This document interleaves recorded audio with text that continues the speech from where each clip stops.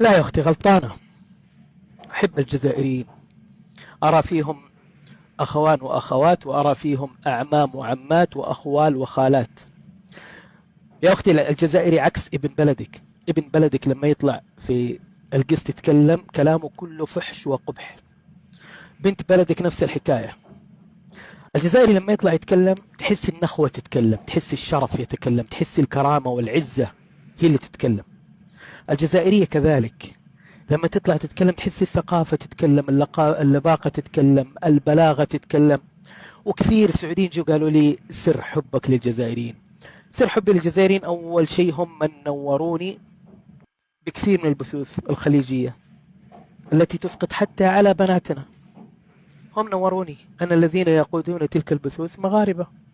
أنت جيب لي بث واحد تدخل وتلقى فيه جزائرية في القسط، بث يهاجم الخليج ما تلقى. لكن أنا مستعد أجيب لك 50 بث، تمام، يهاجم دول الخليج أو يسب الدول باسم الخليج، تلقى فيه مغربيات في القسط. أقولها بكل صراحة. هذه حركات الغدر والخيانة والتقية، احنا نحبكم واحنا ما اعرف ايش وما ادري ايش، هذه ما تلقاها عند الجزائريين.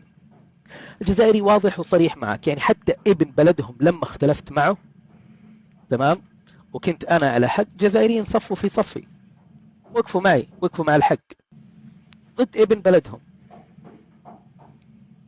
هذول هم الجزائريين.